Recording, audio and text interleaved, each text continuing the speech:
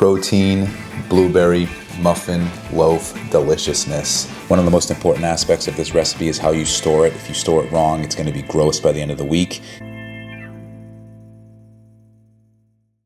Welcome back to the channel. Today we are leveling up the meal prep game with this high-protein blueberry muffin loaf. Well, I love a good muffin, who doesn't, right? But switching to a loaf is a total game changer, and there's a few reasons why. First, it's customizable macros. Unlike preset muffins, you can slice this loaf to fit your exact calories and protein goals targets for the day. There's also the one and done bake. It's way faster to prep one loaf pan than messing with a dozen individual liners, trying to pour perfectly equal amounts. The perfect escape plan for a busy morning is to grab a slice of loaf and go. Then there's the texture, and let's face it, the best part of the muffin. You get a much better crust to crumb ratio, and with a slice, you get that best part of the muffin 95% of the time or more. And stick around to the end because I'm going to show you how I have my specific fridge prep hack that keeps this loaf moist for the entire week so it doesn't dry out like most protein bakes, and also doesn't get soggy, because who wants a soggy muffin loaf? Not here. Let's get to baking. Start by grabbing a large mixing bowl. Into that, you're gonna add 120 grams of all-purpose flour, 66 grams of a great tasting vanilla protein powder. I'm using PE Science Gourmet Vanilla. 1 entire box of zero sugar Jell-O vanilla pudding mix. Then a shout out to Nick, Exercise for Cheat Meals, on this inulin prebiotic fiber here. This stuff works great to give you that nice, moist, real muffin-like, cake-like consistency. We're gonna use 12 grams of this. 40 grams swerve granular, 4 grams baking powder, 3 grams baking soda, and 2 grams of the one ingredient to roll them all, salt. Give all of those ingredients a whisk.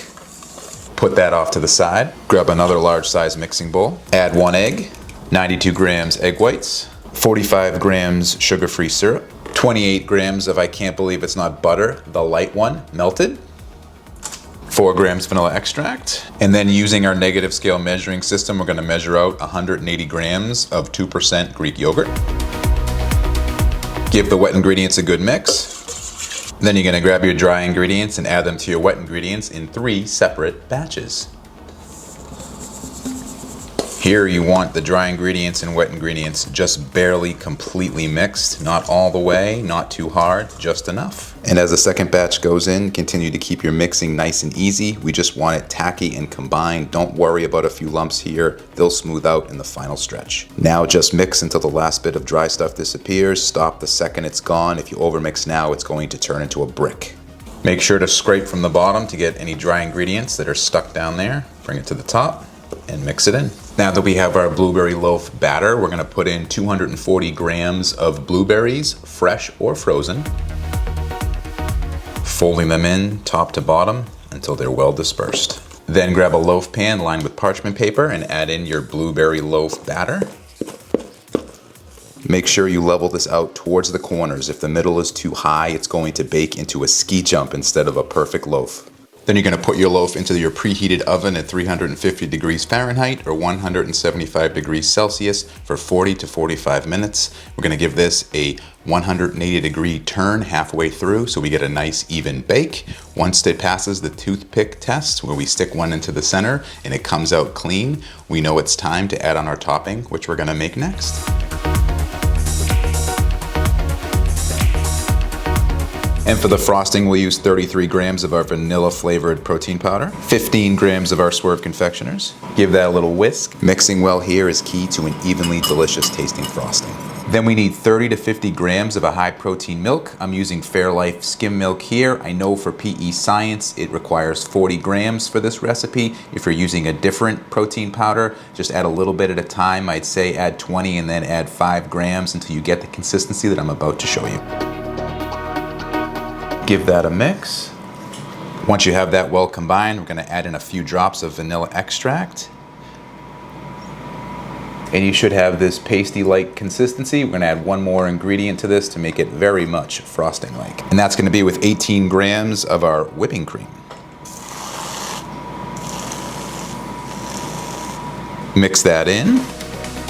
And once it's well combined, you're gonna have a consistency that looks like this, which is going to be super easy to spread over the top of our loaf. Smelling like blueberry heaven here. We have one more thing to do to make sure that it's completely baked through. We're gonna give it our toothpick test.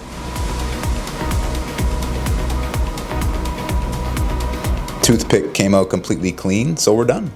Best part about the parchment paper is that it's super easy to take out and put onto our cooling rack.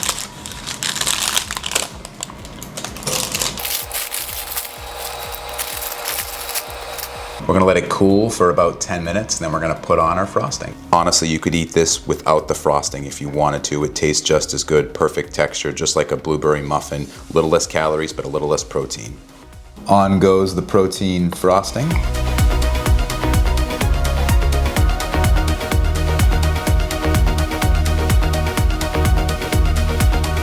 Protein blueberry muffin loaf deliciousness. Oh my goodness. Love the frosting dripping down off the sides. Don't worry, we're gonna eat that too. Time to slice. This slices up so well with a bread knife. Look at those blueberries, perfect distribution, that protein frosting on top. As you can see here, adding the inulin isn't just for fiber, it actually mimics the mouthfeel of fat, making these feel way more indulgent. Look at that texture. Moist, perfectly baked. It's like an actual muffin, except it's loaded with protein and it's sliced.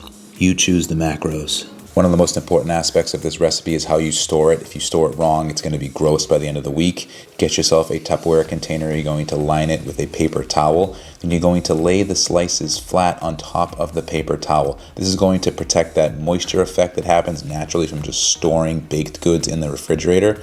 And we're going to stack it with some paper towels too. So don't just put them on top of each other. Line another paper towel over the top and then store the other ones on top of those. You can do it with small Tupperware containers as well. And certainly don't forget to put the one on top at the very end. That's going to capture every last bit of moisture, but these are still going to stay moist even if you store them in the refrigerator for an entire week.